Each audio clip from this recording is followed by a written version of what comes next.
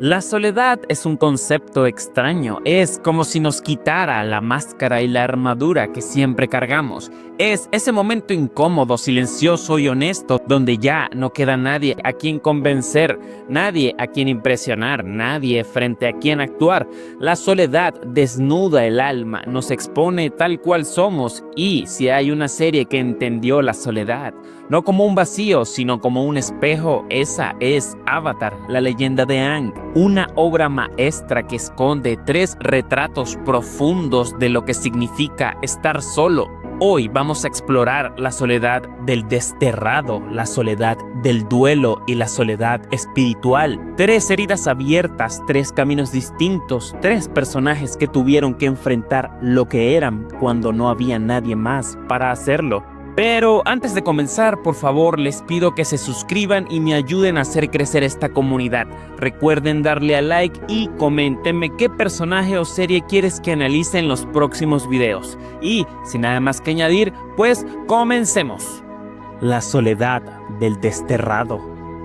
La soledad de Zuko no es un silencio, de hecho todo lo contrario, es ruido, es esa tormenta interna que nunca se detiene, es caminar sin saber si el siguiente paso te acerca a tu destino o te aleja de él. Desde el momento en que es desterrado, Zuko vive una soledad impuesta, casi violenta. Su padre lo despoja de todo, su honor, su hogar, su propósito, y en ese vacío obligado, la duda empieza a infiltrarse en su mente. Zuko no sabe quién debe ser. Su nación le dijo que su destino era capturar al Avatar, su padre le dijo que era débil, su hermana le dijo que era un fracaso. Pero cuando está solo, realmente solo, Zuko se enfrenta a preguntas que nunca antes había podido escuchar. ¿Qué quiero yo?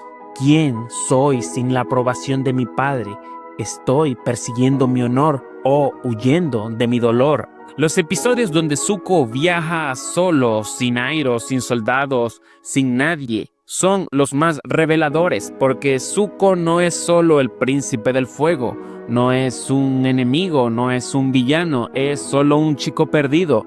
Un chico que por primera vez tiene que observar sus propias cicatrices y preguntarse si las usará como justificación para convertirse en un monstruo o las usará para recordar que aún puede cambiar. La soledad de Zuko es la soledad del exiliado, un lugar donde el silencio no calma sino que confronta, donde cada noche frente al fuego es una conversación incómoda con uno mismo. Es ahí donde Zuko empieza a romper el lavado de cerebro que le hizo su nación. Aquí es donde comienza a dudar de su rol, a desafiar la voz de su padre.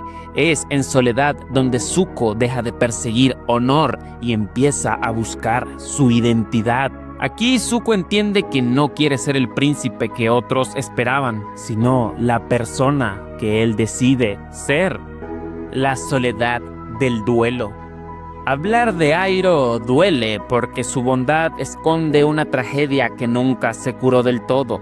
Nosotros conocemos al tío Iroh como el guía cálido, el hombre de la sabiduría tranquila, la sonrisa amable, un adicto irremediable al té caliente. Pero esa serenidad no nació de la felicidad, sino del dolor.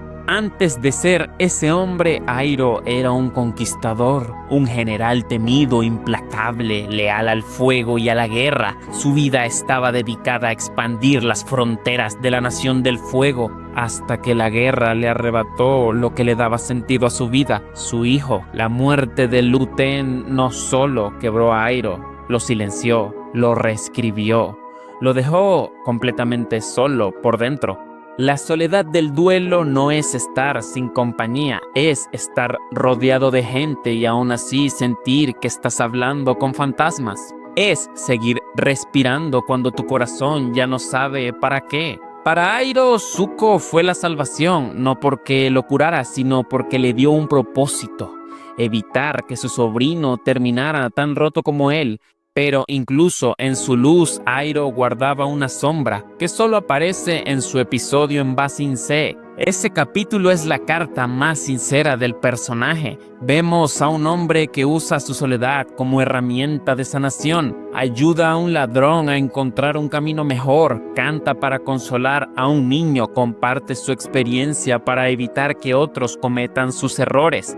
Pero al final del día, cuando sube a la colina, cuando no hay nadie más, cuando la ciudad se silencia y no queda más que el viento, ahí aparece su verdadera soledad. Airo enciende un pequeño altar y canta para su hijo fallecido una canción suave, rota y quebrada. Una canción que no es para el mundo, sino para él mismo. En ese instante, Airo deja de ser el sabio, deja de ser el mentor, deja de ser la figura guía y se convierte simplemente en un padre que llora por su hijo. Esa es la soledad del duelo.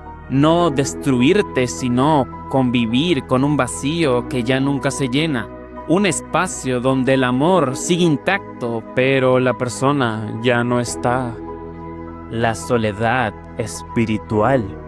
Aang es un niño con la responsabilidad más grande del mundo, un niño que despierta 100 años después para descubrir que toda su gente fue borrada de la tierra. La soledad de Aang no es una herida, es un abismo. No queda ningún maestro aire, no queda ninguna tradición, no queda nadie que entienda quién era él antes del hielo.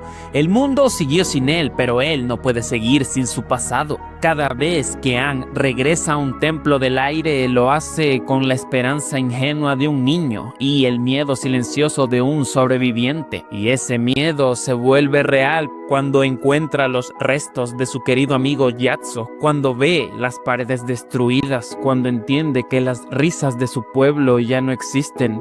El hogar de Aang se convirtió en una tumba y él es el último testigo de un mundo que desapareció. Aunque esté acompañado por Katara, Sokka y Toph, su soledad es distinta. Es la soledad existencial de saber que nada de lo que extrañas puede volver, que todos con quienes podía hablar, su idioma, su cultura, sus chistes, sus dudas ya no están. Aang cargaba con el peso de ser el avatar, pero también con el peso de ser el último maestro aire. No puede renunciar, no puede llorar demasiado tiempo, no puede detenerse porque el mundo lo necesita, y ese es uno de los tipos de soledad más crueles. La soledad del deber, la soledad que no puedes compartir porque nadie más está en tu posición, nadie más es el avatar, nadie más ha perdido lo que tú perdiste. Aang es lo último de un algo y esa carga lo define, lo hiere,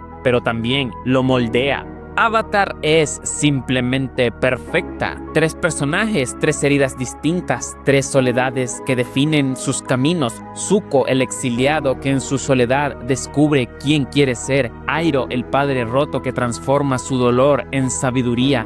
Aang, el último de su pueblo, caminando con un vacío que nadie más puede entender. Avatar nos enseña que la soledad no siempre destruye. A veces revela, a veces confronta, a veces nos obliga a cambiar, pero siempre nos muestra nuestra propia verdad.